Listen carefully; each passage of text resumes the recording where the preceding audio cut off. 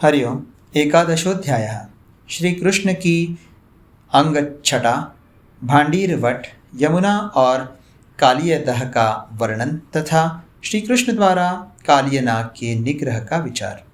वैशंपायन जी कहते हैं, जन्मेजय, एक दिन इच्छानुसार रूप धारण करने वाले सुमुख श्री कृष्ण अपने भाई संकर्षण के बिना ही उस रमणीय वृंदावन में विचरने लगे। उन्होंने मस्तक के पिछले भाग में काकपक्ष मतलब बड़े बड़े केश धारण कर रखे थे। उनके नेत्र कमलदल के समान सुंदर एवं विशाल थे। वे श्याम सुंदर छवि से युक्त एवं श्री संपन्न थे तथा वक्षस्थल में श्री वत्स चिन्ह धारण करके शश चिन्ह से संयुक्त चंद्रमा के समान शोभा पाते थे। बाजूबंद से विभूषित हुए उनके हाथों का अग्रभाग विकसित कमल के समान कांतिमान था। उनके पैर सुकुमार, लाल और क्रांत विक्रांत गति से चलने वाले थे, जिनसे उनकी अनुपम शोभा होती थी। वे कमल केसर के समान पीले रंग के दो महीन वस्त्र पहने हुए थे, जो मनुष्यों के आनंद को बढ़ाने वाले थे। उन वस्त्रों को धारण करने वाले श्याम सुंदर श्री कृष्ण संध्या काल की स्वर्णिम आभा से युक्त मेघ के समान सुशोभित होते थे। उनकी दोनों भुजाएं सुंदर, गोल तथा देवताओं द्वारा पूजित थीं। वे बछड़ों के व्यापार में संलग्न थीं और उनके गले में घुंघरू बांधने की रस्सियों से उलझी हुई थी। और उनके गले में घुंघरू बांधने की रस्सियों से उलझी हुई थी।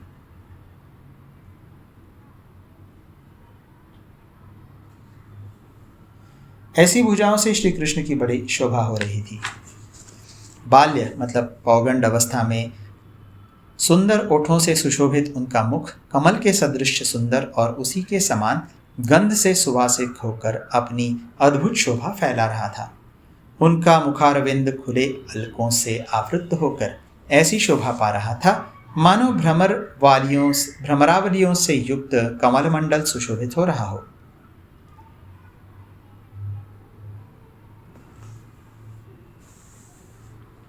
उनका मुखारविंद खुले अलकों से आवृत होकर ऐसी शोभा पा रहा था मानो भ्रमरावलियों से युक्त कमल मंडल सुशोभित हो रहा हो। उनके मस्तक पर अर्जुन और कदम्ब के फूलों से युक्त एक माला शोभा पा रही थी, जो नीप के पुष्पों तथा नूतन अंकुरों से सुशोभित थी। वह आकाश में तारिकाओं की भांति अपनी छटा छिटकती रही थी, अपनी छटा छिटका रही थी। वैसी ही माला उनके कंठ में भी पड़ी हुई थी, जिससे वीरवर घनश्याम श्री कृष्ण मेघमालाओं की श्यामकांति से संपन्न मूर्तिमान भाद्रपद मास की भांति शोभा पा रहे थे। उनके कंठगत सूत्र में एक निर्मल मोर पंख लटक रहा था, जो मंद गति से बहने वाली वायु के हल्के आघात से हिल रहा था। उस मोर पंख से भी उनके श्री अंगों की शोभा वृद्धि हो रही थी। वे वन में कहीं गाते, कहीं खेलते, कहीं भ्रमण करते और कहीं कानों को सुख देने वाला पत्तों का बाजा बजाते थे।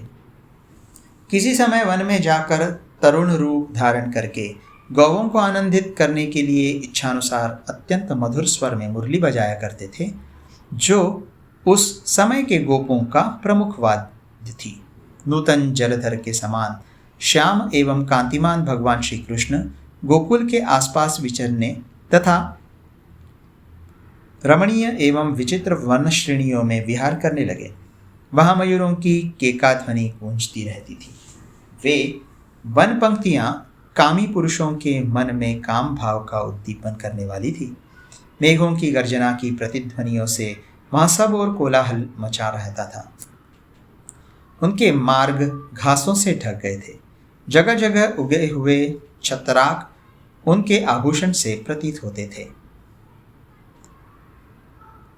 उनमें नए नए पल्लव अंकुरित हो रहे थे तथा वे नूतन जल टपका रही थी। मदजनित निश्वास के समान केसरों की नूतन गंध से वह वन श्रेणियां कामिनियों की भांति प्रतिदिन बारंबार उच्छ्वास ले रही थीं। वृक्षों के समूह से निकली हुई नूतन वायु से सेवित हुए श्री कृष्ण उन सौम्य वन राज्यों में बड़े आनंद का अनुभव करने लगे। एक दिन उस वन में गौओं के साथ भ्रमण करते हुए श्री कृष्ण ने वहां एक वृक्ष को देखा, जो बहुत ही ऊंचा तथा सभी वृक्षों में बड़ा था। अपने पत्तों के संचय से अत्यंत घना प्रतीत होने वाला वह वृक्ष पृथ्वी पर मूर्तिमान मेघ के समान खड़ा था। अपनी ऊंचाई से उसने आकाश के आधे भाग को रोक लिया था और वह पर्वत के समान विस्तृत आकार धारण करता था। नीले एवं चितकबरे रंग वाले बहुत से मोर उस वृक्ष का सेवन करते थे। वहां मूंगों के समान लाल लाल घने फूलों के द्वारा इंद्रधनुष सहित मेघ के समान जान पड़ता था।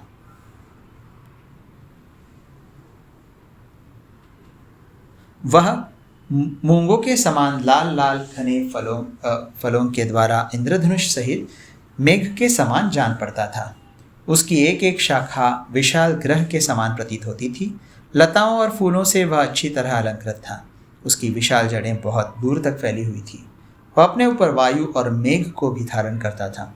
ऐसा जान पड़ता था कि वह वृक्ष उस प्रदेश के दूसरे सभी वृक्षों का आधिपत्य सा कर रहा है। उसके कर्म बड़े शुभ थे। वह वर्षा और धूप का निवारण करता था। वह बरगद का वृक्ष था और पर्वत शिखर के समान प्रतीत होता था। उसका नाम था भांडीर वट। उसे देखकर भगवान ने वही निवास करने का विचार किया।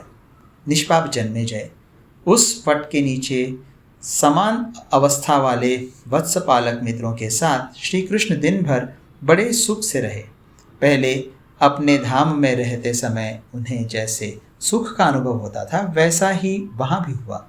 वहाँ खेलते हुए भांडीरवासी श्री कृष्ण को उस समय बहुत से ग्वाल बाल जंगली खिलौने देकर प्रसन्न करने की चेष्टा करते थे। दूसरे ग्वाल बाल मन ही मन प्रसन्न हो अनेक प्रकार के गीत गाते थे। अन्य गोप बालक जिन्हें श्री कृष्ण की वह मधुर क्रीड़ा बहुत ही प्रिय थी अथवा जो श्री कृष्ण विषयक अनुराग को ही अपनी प्रिय वस्तु मानते थे, वे श्री कृष्ण का ही यशोगान करने लगे। उन ग्वाल बालों के गाते समय भगवान श्री कृष्ण पत्तों के बने हुए वाद्यों के बीच बीच में मुरली, तुम्बी मतलब तंबूरा तथा बीन बजाते थे। गाय बैलों के समान विशाल नेत्रों वाले श्री कृष्ण किसी समय अपनी गौओं को चराते हुए ही यमुना जी के तट पर जा पहुँचे, जहाँ का प्रत्येक वृक्ष लताओं से अलंकृत था, जो अपनी चंचल तरंग रूपी कुटिल कटाक्षों से कुछ वक्र दिखाई देती थी, जिसके जल का स्पर्श करके सुखदायिनी हवा चल रही थी तथा जिसमें कमल और उत्पल खिले हुए थे। उस यमुना नदी को श्री कृष्ण ने देखा। उसमें उतरने के लिए उत्तम मार्ग थे। उसका जल स्वादिष्ट था। उसके भीतर कई कुंड थे तथा वह बड़े वेग से प्रवाहित हो रही थी। जल और वायु के द्वारा प्रकट हुए वेग से उसने किनारे के वृक्षों को झुका दिया था। हंसों और कारंडवों के उद्घोष तथा सारसों के कलनाद से वहाँ सदा कोलाहल होता रहता था। अपने जोड़ के साथ विचरने वाले चक्रवाक आदि पक्षी परस्पर मैथुन में प्रवृत्त हो यमुना तट का सेवन करते थे। जल में उत्पन्न होने वाले प्राणी मतलब मत्स्य आदि यमुना जी में भरे हुए थे। वे जलजनित शीतलता आदि गुणों से विभूषित थीं।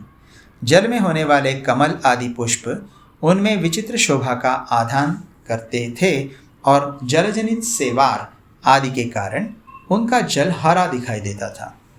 फैले हुए स्रोत ही उनके चरण थे। दोनों तट नितंब मंडली की शोभा धारण करते थे। उठी हुई भंवरे उनकी गंभीर नाभि थी। वे कमल रूपी रोमावली से अनुरंजित थी। तट के निकट जो प्रवाह की कृशता थी वह उनका सूक्ष्म उदर अथवा कृश कटिभाग थी। वे अपनी मनोहर कांति से कमनीय प्रतीत होती थी। वे तरंगमयी त्रिवली धारण करती थीं। फेन ही उनका हर्षोत्फुल्ल मुख था। वे सदा प्रसन्न मतलब स्वच्छ रहती थी और हंस ही उनके हास थे। सुंदर लाल कमल उनके लाल लाल ओष्ठों की झांकी कराते थे। जल का नीचे की ओर जाता हुआ प्रवाह ही उनकी झुकी हुई भौवें थी। नील कमल ही उनके नेत्र थे। जल का कुंड ही उनका विस्तृत ललाट कांति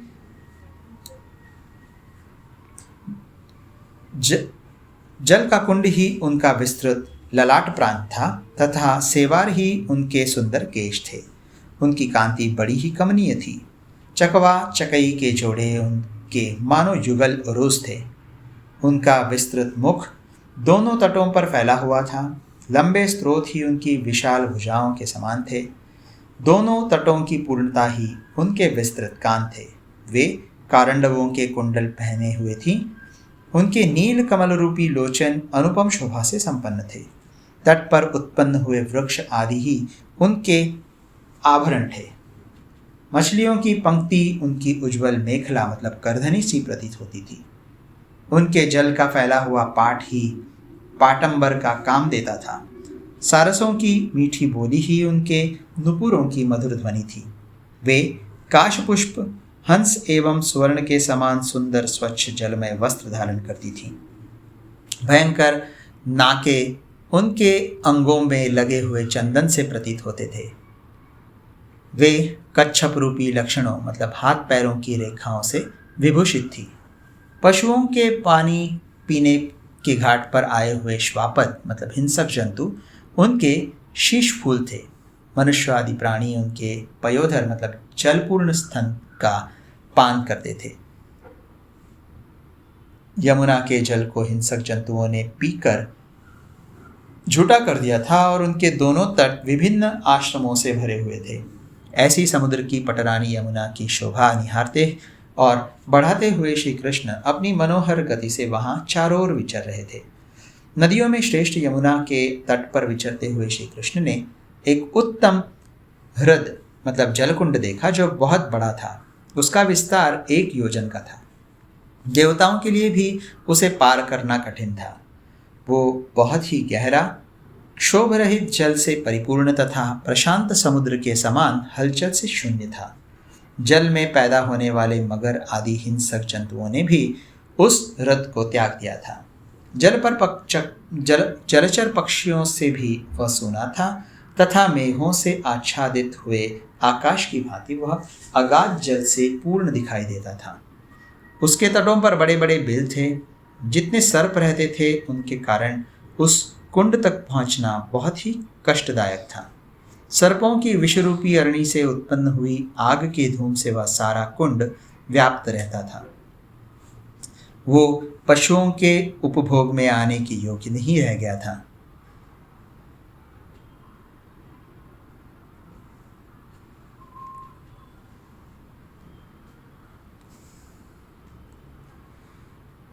जलार्थी प्राणियों के लिए उसका जल अपेय हो गया था।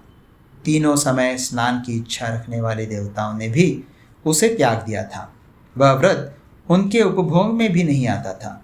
उस कुंड के ऊपर ऊपर आकाशचारी पक्षियों के लिए आकाश मार्ग से भी जाना असंभव था। उनके जल में तिनके भी पड़ जाएं तो वह कुंड अपनी विषाग्नि के तेज से प्रज्वलित हो उठता था। उसकी चारों ओर 1-1 योजन से अधिक भूभाग ऐसा था जिस पर चलना देवताओं के लिए भी बहुत कठिन था। वहाँ फैली हुई भयानक विषाग्नि से जो लपट उठी थी उसने आसपास के वृक्षों को भी जलाकर भस्म कर दिया था। ब्रज के उत्तर भाग में केवल 1 कोस की भूमि ऐसी रह गई थी जो उसकी विषाग्नि के प्रभाव से बची रहने के कारण रोग शोक से रहित थी। उस विशाल एवं अगाध कुंड को जो अपने तेज से दीप्तिमान था देखकर श्री कृष्ण ने मन ही मन सोचा, किस महान प्राणी का यह कुंड है। इस हृद में काली अंजन राशि के समान काला तथा अत्यंत दारुण वह साक्षात नागराज कालिय निवास करता है जो पूर्व काल में मेरी जानकारी में ही सर्पभोजी पक्षीराज गरुड़ के भय से समुद्र का निवास छोड़कर यहाँ आ गया था। उसी ने इस सारी समुद्रगामिनी यमुना को विष से दूषित कर दिया है। उस नागराज के भय से ही कोई प्राणी इस देश का सेवन नहीं करता। इसीलिए बड़ी बड़ी घासों से भरा हुआ यह वन भयानक हो गया है। वरोह और वृक्षों सहित यह घोर वन नाना प्रकार की लताओं तथा पादपों से परिपूर्ण है तथा सर्पराज कालिय के निश्वासी मंत्री इस भूभाग की रक्षा करते हैं। यह वन आकाश की भांति अवलंब शून्य हो गया है। विष मिश्रित अन्न के समान इसका स्पर्श भी दुखदायक है। कालिय के उस उन विश्वसनीय सचिवों द्वारा यह सदा सब ओर से सुरक्षित है। इस रथ के दोनों तट सिवार, कमल तथा छोटी छोटी लताओं से भरे हुए वृक्षों से सुशोभित होते हैं। मुझे यहाँ तक पहुँचने के लिए मार्ग बनाना होगा। इस दृष्टि से मुझे इस नागराज का दमन करना है, जिससे जल देने वाली यह नदी कल्याणकारी जल का आश्रय हो सके। इस नाग का मेरे द्वारा दमन हो जाने पर यहाँ की नदी समूचे व्रज के उपभोग में आने योग्य हो जाएगी। यहाँ सब और सुखपूर्वक विचरण करना संभव हो जाएगा तथा यह नदी समस्त तीर्थों और सुखों का आश्रय हो जाएगी। इसीलिए ब्रज में मेरा यह निवास हुआ है और इसीलिए मैंने गोपों में अवतार ग्रहण किया है। कुमार्ग पर स्थित हुए इन दुरात्माओं को का दमन करने के लिए ही यहाँ मेरा अवतार हुआ है। मैं बालकों के खेल खेल में ही इस कदम्ब पर चढ़कर उस घोर रथ में कूद पड़ूंगा और कालिय नाग का दमन करूंगा। ऐसा करने पर संसार में मेरे बाहुबल की ख्याति होगी। इस प्रकार श्री महाभारत के खिलभाग हरिवंश के अंतर्गत विष्णु पर्व में बाल लीला के प्रसंग में यमुना वर्णन विषय 11वां अध्याय पूरा हुआ।